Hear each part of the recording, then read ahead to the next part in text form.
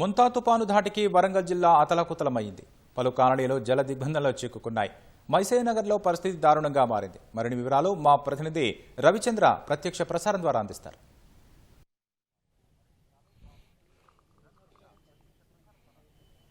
కుండపోతగా కురిసినటువంటి వర్షం ఒక్క నిమిషం కూడా విరామం ఇవ్వకుండా ఎడతెరిపి లేని వర్షం వరంగల్ నగరవాసులకు ఇక్కట్లు తెచ్చిపెట్టింది. లోతట్టు ప్రాంతాల్లో చాలా కాలనీలను కూడా జలమయమయ్యాయి. ఇప్పటికీ కూడా వరంగల్ నుంచి హన్మకొండకు వెళ్ళాలంటే ప్రధాన మార్గంలో వెళ్ళలేని పరిస్థితి. కడిపికొండ మార్గం నుంచి కూడా హన్మకొండ నుంచి వరంగల్కి రావాల్సిన పరిస్థితి ఉంది. అలాగే ఇటు చాలా కాలనీలు లోతట్టులో ఉన్నట్టు కాలనీ ఇప్పటికీ కూడా జలమయమై ఉన్నాయి. వీళ్ళంతా కూడా రాత్రి నుంచి కురిసినటువంటి భారీ వర్షం వరద నీరుతోటి నిద్రలేని రాత్రులంతా గడిపారు. సర్వం కోల్పోయి మొత్తం వీళ్ళంతా కూడా బాధితులు. ఇళ్లలోకి వరద నీరు వచ్చి చేరడంతో కొంతమంది పునరావాస కేంద్రాలకు చేరారు, కొంతమంది రోడ్ల మీద పడుకున్నారు. మొత్తం ఇటు వరంగల్ అలాగే హన్మకొండలు చూస్తుంటే 45 నుంచి 48 కాలనీల వరకు కూడా జల దిగ్బంధంలోనే చిక్కుకున్నాయి. కట్టుబట్టలతో మిగిలామని చెప్పేసి వీళ్ళంతా అంటున్నారు. అమ్మ చెప్పండి, మీరు మాకు బాగా ఇబ్బంది అమ్మా అవుతుంది. మేము కట్టుబట్టలతో వచ్చినాము. అనేక మానంటే మాన తిందామంటే కూడా పరిస్థితి లేకుండా నిలబడ్డాం. మేము బియ్యం అన్నీ నాని, బట్టలు గిట్టలు అన్నీ నానిపోయినాయి. మా పరిస్థితి మంచిగా లేదు అమ్మ.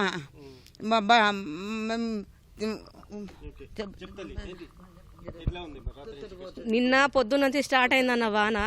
ఒకటే వాన. ఇంట్లో ఏం చదువుకుందామన్న సుత ఛాన్స్ ఇవ్వకుండా వాన పడ్డది. మొత్తం ఇంట్లో సామాన్ మొత్తం ఆగమైనాయి. నేను చిన్న పిల్లలను వేసుకొని రోడ్డు మీద నైట్ అంతా కూర్చున్నాం. కట్టుబట్టలతో వచ్చినాం. ఎప్పుడు చూడలే.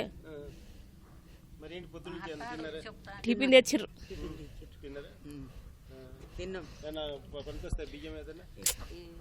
ఏవి రావు. అంత ఆగమైపోయింది సామాన్ అంతా. ఘోరం పరిస్థితి. ఇల్లు చూద్దరు అటు ఉన్నది మా ఇల్లు. ఆగమైన అంత మనసులో ఆగమైపోయినావు. ఎవరో చెప్పుకోవాలి సార్ మా బాధలన్నీ. గిన్ని నీళ్ళు వస్తే మేము చేసుకుంటే బతికేటోళ్ళం కాదు సార్. మేము కూలాలు చేసుకుంటోళ్ళం. మేము ఎడిపోతాం చెప్పు సార్. మేము కొంపలు తీసిపెట్టి ఎడిపోతాం. ఎడిపోయటానికి కూడా ఎవరు రానియరు కాదు సార్ మమ్మల్ని పిల్లలని వేసుకొని. ఈ సంవత్సరంలో ఇది రెండోసారి అండి వర్షాలు రావడం, వరదలు రావడం ఇక్కడికి. మాకు అసలు వర్షాకాలం వచ్చిందంటే మాత్రం గుప్పిట్లో ప్రాణాలు పెట్టుకొని అయోమయంగా బ్రతుకుతున్నాము. చిన్న పిల్లలు ఉన్నారు. వీళ్ళ మమ్మీ 8 months ప్రెగ్నెన్సీ. ఆ అమ్మాయిని తీసుకొచ్చుకొని ఇంట్లో ఉన్నాము. నైటు 7 నుంచి అట్లా ఇంట్లోకి నీళ్ళు వస్తున్నాయి. బెడ్ ఒక్కొక్కటి ఇటుకపేట పెట్టుకుంటా పైనకి లేపుకుంటా ఆ అమ్మాయిని పడుకోబెట్టినాం. నీళ్ళు ఎక్కడ ఎక్కువైతాయో ఆ అమ్మాయిని ఎక్కడ తీసుకురావాల్సి వస్తుందో అని చెప్పి తెల్లందాక అసలు గుప్పిట్లో ప్రాణాలు పెట్టుకొని బ్రతుకుతూ ఉన్నాము. నైటు తెల్లందాక జాగారమే చేసినాము. నిద్ర లేదు, ఏం లేదు. ఇప్పటికైనా కానీ బట్టలు, బియ్యము, మంచాలు, ఫ్రిడ్జ్ కానుంచి అన్నీ తడిసిపోయినాయి. బీరువాలోకి మొత్తం నీళ్లు పోయినాయి. అయోమయంగా బ్రతుకుతున్నాము. ఇప్పటికైనా కానీ చూడాలి సార్. ఎప్పుడు ఉంటాయో ఎప్పుడేమవుతుందో. ఈ గోడలు కూడా తడిచి ఎప్పుడేమవుతుందో అన్న భయం మీదనే ఉంటాను. ఇవి చిన్నపిల్లల్ని వేసుకొని నైట్ అంతా నిద్ర కాసినాం. డ్రెస్సింగ్ టేబుల్, ఫ్రిడ్జ్, మంచాలు, సెద్దార్లు అన్ని బియ్యం అన్నీ తడిచినాయి. చిన్నపిల్లల్ని ఎత్తుకొని కూర్చున్నట్టే, నిలబడ్డట్టే. మా అమ్మాయి ప్రెగ్నెంట్. ఇప్పుడు వచ్చి డెలివరీ కానీ తీసుకొస్తే కూడా కింద మంచాల కింద ఇటుకలు పెట్టి మంచం మీదకి లేపి ఆ మంచం మీద కూర్చుండబెట్టి మేము నిలబడ్డాం. నైట్ అంతా అదే వాన. ఎప్పుడు ఈ వాన ఎక్కువైతే ఎక్కడ పోతామో, ఈ నీళ్ళకి వెళ్ళి ఎట్లా నడిచిపోతామో అన్న భయం మీదనే ఉన్నాం. తెల్లందాకా నిలబడ్డలో నిద్ర లేదు, ఏం లేదు. ఈ చిన్నపిల్లని ఎత్తుకొని కూడా నిలబడ్డట్టే. ఈ ఇంట్లో నిలబడితే కూడా ఈ గోడలు ఎప్పుడు కూలుతాయో అన్న భయం మీదనే ఉన్నాం. మా కష్టం ఇదే వాన సారు. ఎప్పటికి ఇదే గోస. గంత ఎత్తున్నా కానీ నీళ్ళు వచ్చినాయి, సగం వచ్చినాయి. ఆ పాటక కిందకి సగం వచ్చినాయి.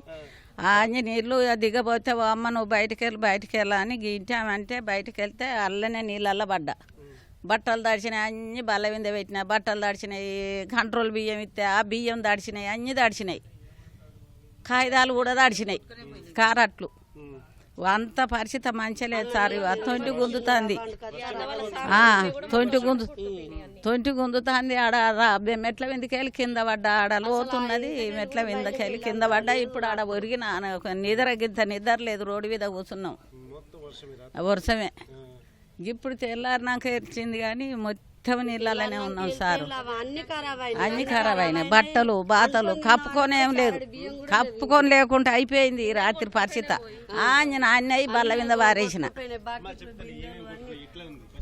బియ్యం అన్ని వస్తువులన్నీ ఖరాబ్ అయినాయి, ఫ్రిడ్జ్లు అన్ని మంచాలు గించాలు అన్నీ ఖరాబ్ అయినాయి సార్. ఇప్పుడు రెండోసారి రావడం ఈ వర్షం మాకు చాలా ఇబ్బంది అవుతుంది.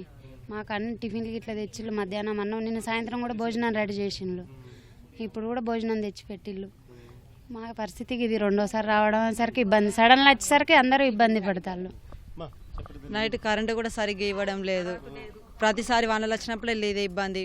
ముసలి వాళ్ళు ఉన్నారు, చిన్న పిల్లలు ఉన్నారు, పాములు ఏ నైట్ వచ్చేది తెలియదు, ఎట్లుండేది తెలియదు, బాగా ఇబ్బందులు అవుతున్నాయి, బాగా ఇబ్బంది అవుతుంది. ఫుల్ వాన ఉంది సార్, బయటికి వెళ్ళకుండా ఉంది, బయటికి వెళ్ళకుండా ఉన్నది. ఒక్కొక్క పిల్లలు చిన్న పిల్లల్ని వేసుకొని రోడ్డు మీదకి వెళ్ళడం అట్లా జరిగింది సార్. బాగా బయట ఎట్లా రోడ్డు అవతలకి వెళ్ళడం, షెడ్ల కింద ఉండడం జరిగింది బాగా. గత పొద్దున్న నుండి నిన్న మార్నింగ్ నుండి ఒకటే వర్షం, కుండపోత వర్షం కురిసింది. బయట ఎత్తు అగుర్త చెరువు నుంచి నీళ్ళు రావడంతో మొత్తం ముంచేసింది. ఈ ముంచేసి కాక అందరు వస్తువులు తడిసిపోయినాయి, అన్ని బియ్యం, ఉప్పులు, పప్పులు, బట్టలు అన్నీ తడిసిపోయినాయి. ఓన్లీ ఒక చెద్దరు కూడా కప్పుకొని పండుకునే పరిస్థితి లేకుండా అయిపోయింది. తెల్లని దాకా నిరాహార దీక్ష చేసినట్టే చేశారు, ఆ నిరాహార దీక్ష చేసినట్టే చేశారు. కాబట్టి ఏం లేదు, అన్నీ కొట్టుకపోయినాయి, అన్నీ తడిసినాయి. కరెంటు కూడా సమయానికి కరెంట్ లేకుండా కూడా తీసేస్తే ఆ చీకట్ల బిక్కు అనుకుంటూ ఉన్నారు. ఇప్పుడు పొద్దున టిఫిన్ తెచ్చి పెట్టడం జరిగింది. నిన్న నైట్ కూడా కొంచెం అన్నం తీసుకొచ్చి పెట్టారు, అన్నం కూడా వచ్చింది. ఈ వరద సమస్య తీరాలంటే ఫస్ట్ శివనగర్ నాలాలు క్లియర్ చేయాలి. ఆ నాలాలు క్లియర్ చేస్తేనే ఈ వరద సమస్య శివనగర్కి కానీ, పెరకవాడకు కానీ, ఈ మైసైనగర్కి కానీ నీళ్ళ సుక్క ఆగవు. గత 30 ఏళ్ళ కాంచి చూస్తున్నా, 30 ఏళ్ళ కాంచి నేను ఇక్కడనే ఉంటున్నా, స్థానిక వాస్తునే. కాబట్టి ఈ సమస్యలన్నీ అంతకుముందు ఇంతగానో నీళ్ళు ఉండకపోయేది 30 ఏళ్ళ కింద. అప్పుడు నాలాలు పెద్దగా ఉన్నాయి కాబట్టి వెళ్ళిపోయేది. ఒక నాల వచ్చేసి 25 ఫీట్ల నుంచి 30 ఫీట్ల ఎడలుపు ఉండేది. అటువంటిది మొత్తం ఇప్పుడు ఒక 4 ఫీట్ 3 ఫీట్ వరకే అయిపోయింది ఆ నాలలు. అట్లా అయిపోయేసరికి నీళ్లు పోవడానికి ఎటు దారి లేక మొత్తం ఇళ్ళకి వస్తున్నాయి. ఇది పరిస్థితి, మేము పడే ఇబ్బంది అయితే ఇది. చెప్పండి సార్, ఈ పరిస్థితి కారణం ఏంటి? తరచూ వరంగల్ ఈ వరదల బారిన పడుతుంది. లాస్ట్ ఇయర్ ఒక నెల క్రితం కూడా ఇదే సార్.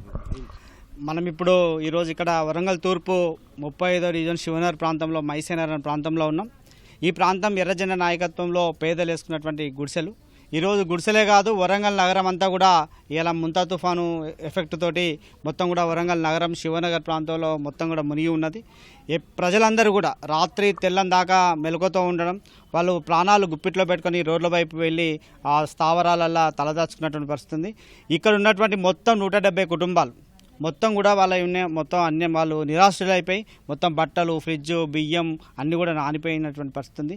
ఈరోజు ఇక్కడ స్థానికంగా నేను ఒక కాంటెస్టెడ్ కార్పొరేటర్గా ఉండి ఈ సమస్యకు ప్రధానమైన కారణం నగరంలో ఉన్నటువంటి నాలా ఆక్రమణలు. నాలాల మీద పెద్ద పెద్ద భవంతులు కట్టడం వల్ల ఈరోజు ఏదైతే వరద ఉందో ఆ వరద క్లియర్గా వెళ్ళడం లేదు.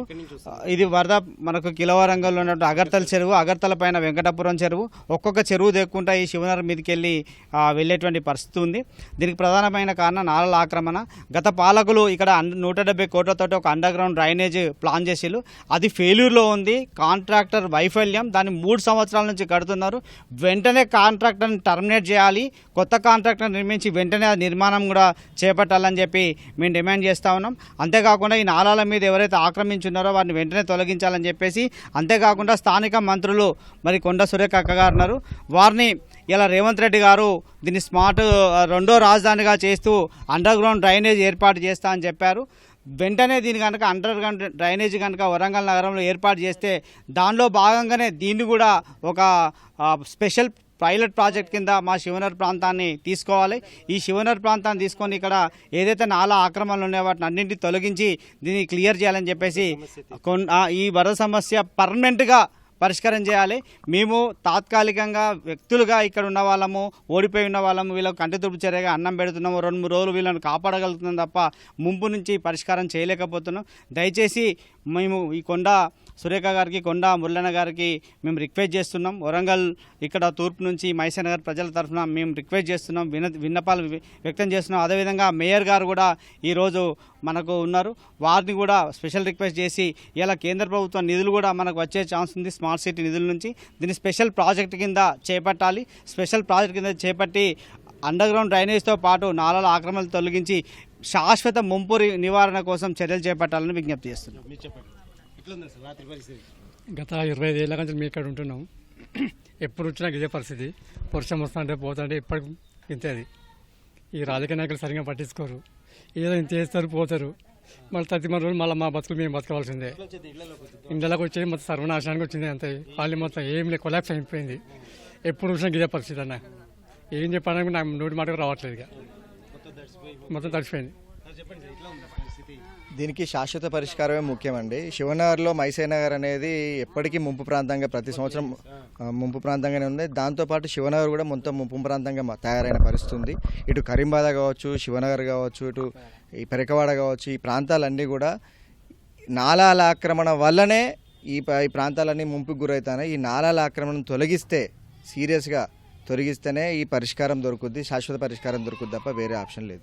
ధన్యవాదాలండి. ఏదైతే నాలాల ఆక్రమణను తొలగించి తమకు వరద నుంచి శాశ్వత సమస్య పరిష్కారం కల్పించాలని కూడా వీళ్ళంతగా కోరుతున్నారు. ఇక రాత్రి నుంచి కురిసిన వర్షంతో వీళ్ళంతా కూడా కట్టుబట్టలతో మిగిలేరు. చాలా వరకు మొత్తం వరంగల్ ఈ నగరం అలాగే హనుమకొండ నగరంలో ఏర్పాటు చేసినటువంటి సహాయక పునరావాస శిబిరాలకు వీళ్ళంతా కూడా కొంతమంది వెళ్ళి అక్కడ తలదాచుకున్నారు. మొత్తం 1300 మంది దాకా పునరావాస కేంద్రాలకు తరలించారు. Over to studio.